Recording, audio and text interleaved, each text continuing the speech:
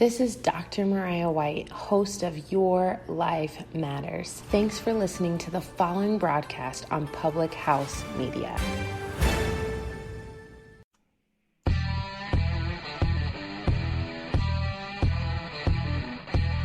Strike three, you're out.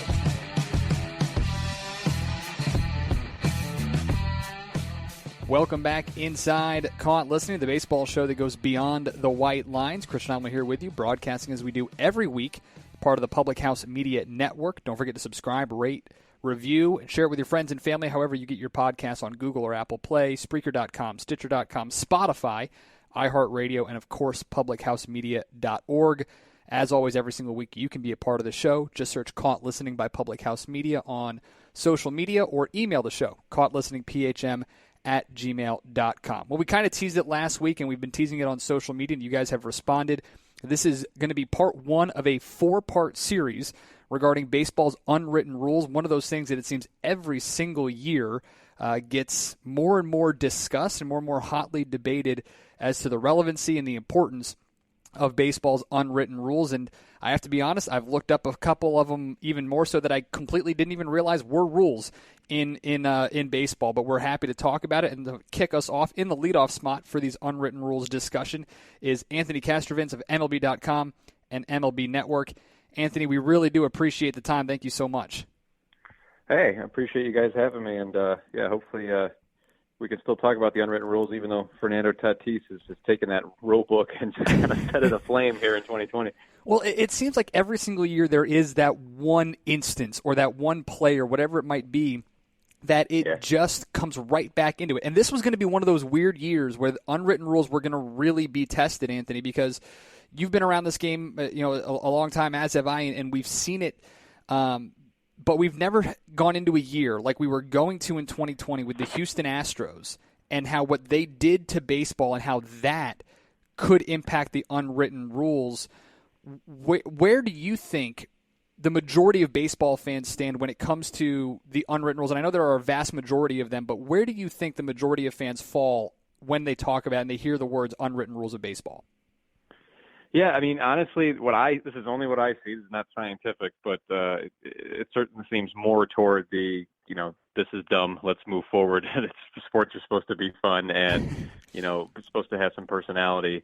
And it's almost, you can't even compare baseball with other major professional sports right now when it comes to this sort of thing and the ability to kind of, demonstrate your personality on the field and just the way things are policed. Now, there are always going to be things policed, and you just mentioned the Astros were obviously a major affront to to other clubs. I mean, a lot of people took great offense to what the Astros did. Mm-hmm.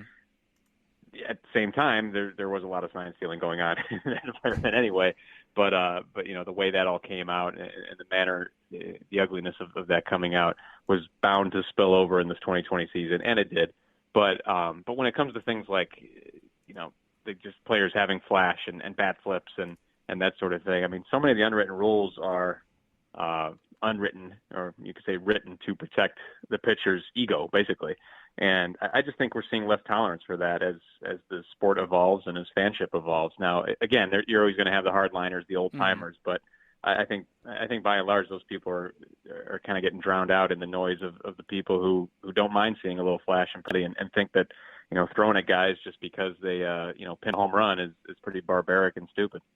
Yeah, and I think that's where a lot of this obviously jumps in is the idea of throwing at a player.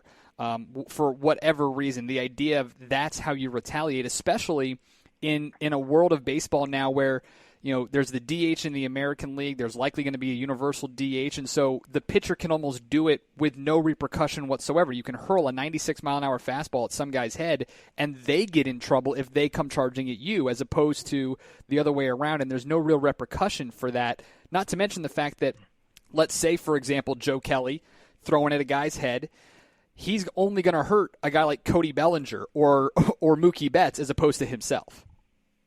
Yeah, absolutely. And, again, it goes back over 100 years of that's the way things are retaliated. That's the way things are so, quote unquote, policed on the field. And, you can try to get out in front of it. And MLB did with regard to the Astros. I mean, every manager was spoken to during spring training about how that will not be tolerated. And we saw it with Joe Kelly's suspension and how lengthy it was. at the outset. That's just part of the game this year is for ump to be on the lookout for that sort of thing. But it's not going anywhere. I just think there's circumstance. I would never argue that it's merited, but there's certainly circumstances where I think it's more merited than others. And I think that if something is done where it is a true disrespect or something of the Astros nature where they clearly wronged some other teams, that's a little different than, as I said before, hot dogging or swinging at 3-0, et cetera. And that's the other part, too, is kind of interesting about this, is there's almost two different sides to the unwritten rules. There are the ones that are on the field, like you mentioned, showing up an opponent or basically to protect a pitcher's ego. But then I also think about it, and I go back the way, and I kind of lump the Astros into it. It's kind of what you did to disrespect the game as opposed to disrespecting an opponent, whether it's the Astros with sign stealing, whether it was Pete Rose and gambling, whether it was Jim Bouton and his book Ball 4. It almost seems as there's two separate styles of unwritten rules and how guys can be blackballed or retaliated against.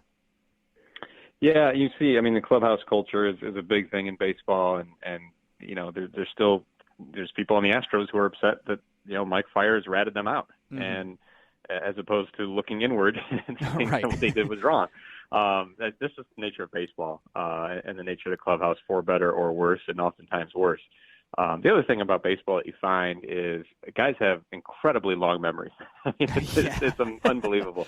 And they might not know what they had for breakfast last week, but they remember what some guy did on the field or off the field for that matter, 10 years ago, some at bat, and they hold that grudge for a long time. So I'm from Cleveland, so I think of there's the 97 World Series. The Indians lost to the Marlins in Game 7, and Jose Mesa what was a big factor in that loss. And Omar Vizquel wrote something unflattering about Mesa in his book, and Mesa threw at Omar Vizquel anytime those two faced each other for the rest of their careers. So that's just kind of the nature of the game.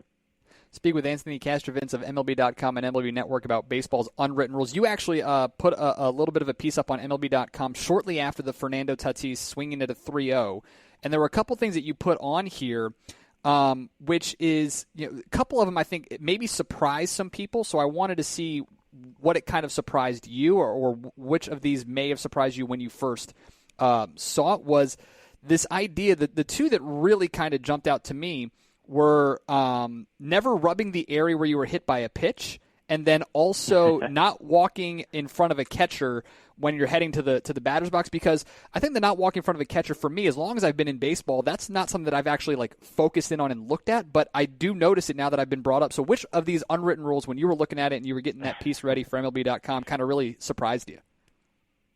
Yeah, and that's an evergreen piece that we can just trot out there anytime the unwritten rules come into conversation. And that is, as you said, at least once a year, there's some kind of issue where it becomes a national conversation. But yeah, not you don't see that, right? Unless a guy is legitimately broke a bone, broke a hand or something, it's usually the modus operandi is to just shake it off and head over to first or stare down the pitcher, what have you. But to actually show pain is against the macho code of baseball. But walking in front of the catcher, that's just a sign of respect to not walk in front of the catcher. And same thing with walking across the pitcher's mound, as an opposing player. I equate it to walk, and this is more direct in golf, but I would equate it to not walking across another player's line in golf. Now you could actually mess with the grass and mess with their lie if you do that in golf, whereas not so much with baseball. But still, it is a courtesy and a sign of respect. And people will tell you, people who are in favor of these unwritten rules will tell you that it's all about showing respect. But it just gets a little silly where it goes from the line of just general courtesy like that to you're not trying. You're not trying on the field. You're not trying to score runs. You're not swinging on certain pitches, et cetera. That's where it gets a little wonky for me.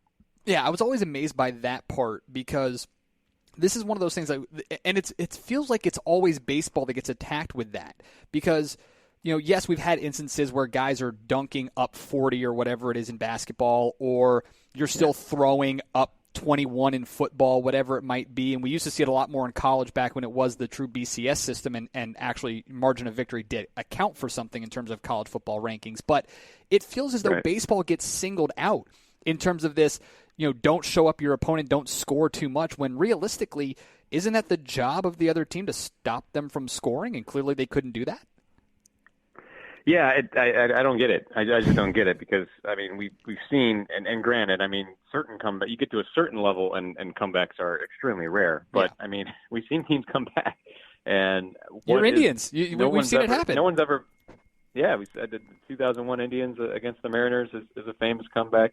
They were down 12 runs at the seventh inning stretch, for crying out loud, and then they come back to win the game. So the Mariners probably, all these years later, wish they had run up the score had they been able. But it's just no one's ever been able to, again, because these are unwritten, it's supposed to be by feel, and no one's ever been able to say, it's X. If you're up by X runs in X inning, you stop swinging, you stop trying. It doesn't make any sense because nobody knows.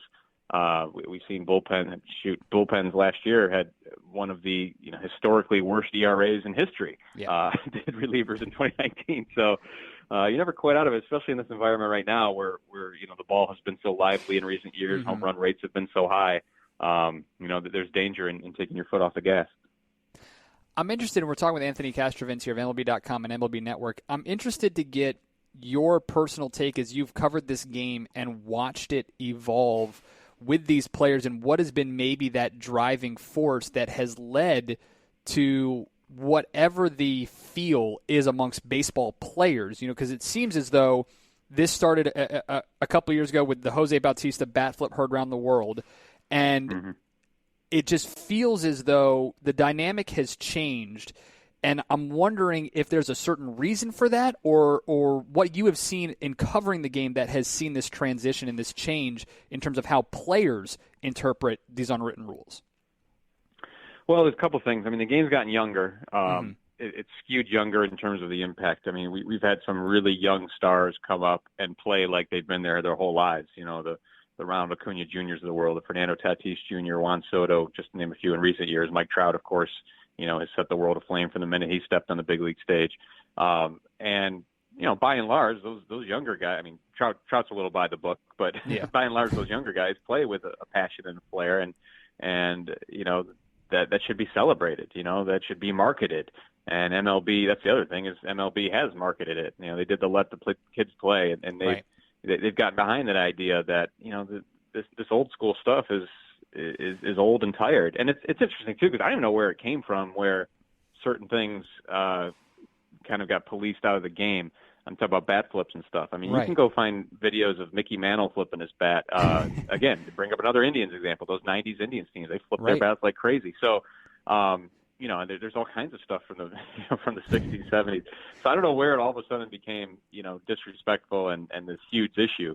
But it is interesting how things evolve over time. And certainly in recent years, the Bautista one was a big moment, and that was such a great moment in Canada for Toronto, for that franchise. It's such an indelible moment, and it's just silly that anybody would mar it, making it the big issue it became. And I think really, again, I just, and this is only my perception, but I just feel like in recent years we've seen more eye rolls, not about the bat flips, but about the people who are making a fuss about the bat flips. I feel like those people are really outnumbered at this stage of the game. You bring up another interesting point here, because it feels as though almost, and I'm just thinking about this, when we talk about Bautista, we talk about Tatis, or even in your piece on MLB.com, a look at baseball's unwritten rules, you actually included right at the top is the Carlos Gomez for the Milwaukee Brewers. And when he just absolutely hammered a pitch against the Braves, if I remember correctly, a few years back, and it almost feels like there's subsections to these unwritten rules too, like we talked about, up by X number of runs in X inning, whatever it is, but also Jose Bautista's, I felt like, was so much more warranted because of the situation it was in. It was a playoff game. It was hotly contested. I can't remember for the life of me where Carlos Gomez's home run was, but that was like first inning home run. It almost feels like there's, like you said earlier, a feel for the game as opposed to that. So that there's certain subsections of rules. Yeah, there's certainly that. I've seen teams getting blown out, and a guy on the team getting blown out hits a home run Right. and hits it. And yeah, that's not great feel for the game by any stretch of the imagination. And it's supposed to be a collective, you go down with the ship. But yeah, I mean, Bautista's was obviously, such a tense game. That's such a crazy game and we all had the opportunity to go back and watch it during this pandemic when there's no live sports. That's certainly one of the ones I went back and watched. So yeah, I mean, I don't know why anybody would find fault with that in the moment. And I think the counter to some of the unwritten rules is just make a better pitch. Yeah, 100%. Your feathers ruffled because you should have made a better pitch in that situation. That's ultimately what it comes down to. It's funny because the Tatis thing, a couple of weeks back, it was a big deal. They were up, I think 7 runs at the time. And he swung on the 3-0 pitch and he hit the grand slam. And I was, out of curiosity, I checked to see if anybody else had done that this year. I think I set it at 6 runs or more and a 3-0 pitch. Only one other guy had swung. It was Kyle Farmer of the Reds had grounded out on a 3-0 pitch up 6. And I don't remember any fuss about that. Yeah. Kyle Farmer grounding out. How could he swing at that? Maybe Reds fans, but certainly not the opposition. So it all came down to, I mean, Tatis hammered a hittable pitch in 3-0, and he hit it out. So make a better pitch. That's what it boils down to. The other part too, and this is just so strange when you look back at because it always the biggest ones revolve around the home run, whether it be admiring it, bat flipping, the wrong situation, what a quote unquote wrong situation, whatever it is. But the part that comes to this for me is always, what does everybody almost instinctively do? They look at the next star that's coming up to the plate. For example, for Tatis, it was Manny Machado. That he's the one getting thrown at. And then when Machado gets thrown at, you look over at the Rangers and you wonder who's going to get thrown at there. It's usually like we're going after stars. We never go after, the kid coming off the bench or the kid making his, he's got a cup of coffee in the majors and that's about it. Right, and that's, to get back to what I was saying, I mean, that's the difference between Kyle Farmer swinging at 3-0 and Fernando Tatis Jr. swinging at 3-0. And, I mean, I hate to say it, but sometimes it's the Latin guys that get that kind of attention, and it's not warranted. And I'm thinking back to, was it last year or the year before? I can't remember if it was his rookie year or last year, but Ronald Acuna Jr. Was getting thrown at by the Marlins literally for no reason, just for being there, just because he was good. And it was crazy. So, you see that sometimes, and I hate to see it. Because again, I think these guys should be celebrated. These are great young stars in the game. So, star power is always where the retaliation goes. To your point, and that's always going to be the case. But there's not a great sense of equality sometimes where player X feels disrespected and he's the 7th reliever, and then the star gets hit with a pitch. It doesn't seem right. Right. Yeah. And I just kind of go back to it, or the emotions and the situation all played in, because you talk about, you mentioned it earlier, the Let the Kids Play campaign and bringing individuality and personality into baseball from a marketing side of things has really helped change the tide in here. I go back to, I grew up a Red Sox fan, so I go back to Mookie Betts. He had a 13-pitch at-bat against the Phillies a couple of years ago, hits a grand slam, and he's literally trotting backwards, screaming at the dugout about the emotion of that at-bat and what that all means and stuff like that. So it's just really interesting to see who and how, I guess, these unwritten rules, quote unquote, are enforced more than anything else. So it's very strange, very interesting, and one of those things that obviously is going to get discussed every single year in Major League Baseball. We're talking with Anthony Castrovince here at MajorLeagueBaseball.com and MLB Network.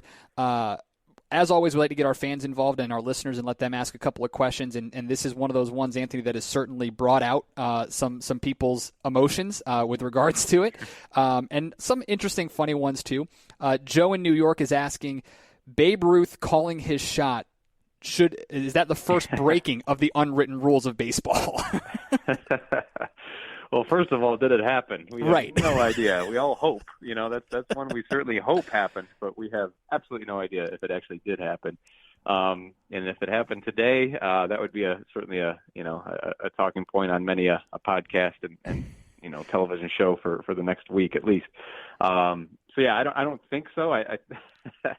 Again, I do think there is an evolution here to where that probably wasn't as big of a deal in 1932 as it would be today, which is interesting. But yeah, first you got to prove to me that it happened, and then we can talk about whether it was against the rules. And it's just, again, back to those old school guys and whatnot. Let's see here. Eric asking about the dynamic, the shift in dynamic again from the old guard, quote unquote, to the new guard. Is there a point in time where you see that? We kind of touched on this, but is there a point in time where there is that kind of generational divide over thoughts about the unwritten rules? It certainly feels like it's commonplace, it's cliche to say in the last 10 years or so, but I would say it's certainly within that time frame to where, and maybe social media has contributed to this, to where, these plays, these epic moments, the Bautista type moments, get blown up on social media as a positive, not as a negative for the sport. I mean, there are things that drive eyeballs, there are things that drive interest, there are things that drive attention, and those are all things that, all sports need. It's a very competitive entertainment environment. And so it's a good thing. And so I think that's probably contributed to it, quite frankly, and driving the discussion, more towards a new way of thinking than the old guard. I mean, there's so many. It would be interesting if we had Twitter. I'm thinking back just even my time as a beat writer and some of the things I've heard in clubhouses that if they were heard today in terms of reaction to things, and people would say, well, why? That's stupid, because it would have a wider audience, So I think that's a huge part of it, to be honest. Steven is asking here, do you ever think that these unwritten rules will become written so we can never actually understand them as baseball fans? Well, as you hinted, we had that article on MLB.com. There's actually a book called The Baseball Codes that was really good, in the last 5 or 6 years or so that came out. And so they are written. They are written somewhere. But, but again, the problem is that the precision of them. Rules have to be precise. They have to be written by lawyers, essentially, because you can get a lot of gray area and a lot of wiggle room otherwise. And that's why I say where, how many runs must you be up before you cannot swing a 3-0 or steal a base? And, what inning does it have to be? We need precision here, and the unwritten rules just do not provide that precision. And that's why they're unwritten, because they know, the powers that be, when it comes to the unwritten rules, they know in their heart of hearts that these are stupid. And if we put them in writing, it wouldn't look so good. So I think that's what it comes down to. So that brings us to the last question then that we're going to go with here for this episode. Shane is asking, are the unwritten rules good or bad for the game of baseball? Well, they're bad, but in some ways, though, they're good, because I do appreciate the conversation. It's weird because, again, I mean, entertainment being what it is, our culture being what it is, the way people consume sports being what it is. I mean, people, for whatever reason, still haven't figured this out, but people love to watch people arguing about things on television, right? And this is one way where baseball constantly creates argument on television. Baseball is a sport that doesn't lend itself to our culture in a lot of ways. They play it every day. It's a sport of failure. All those things you hear. You fail 7 out of 10 times, you can still go to Hall of Fame, that sort of thing.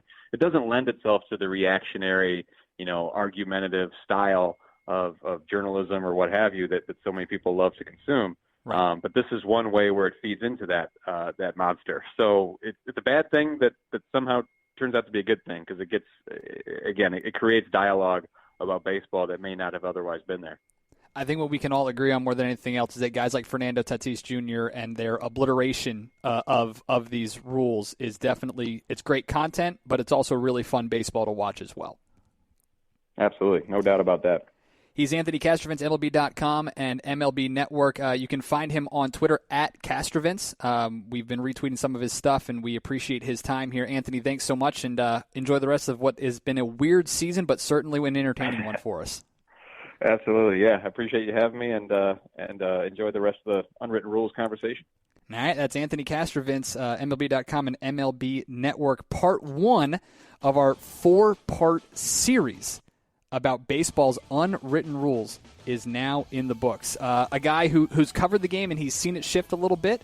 We're going to transition. The next 3 parts are going to be about people on the field, with people on the field. We're going to talk to a manager, we're going to talk to a pitcher, and we're going to talk to a hitter about these unwritten rules. If you have questions that you want answered from any of them, Don't know who they're going to be just yet, but that's what we're shooting for. If you have questions about any of that stuff, by all means, find us on social media, Caught Listening by Public House Media, or you can email the show, caughtlisteningphm@gmail.com.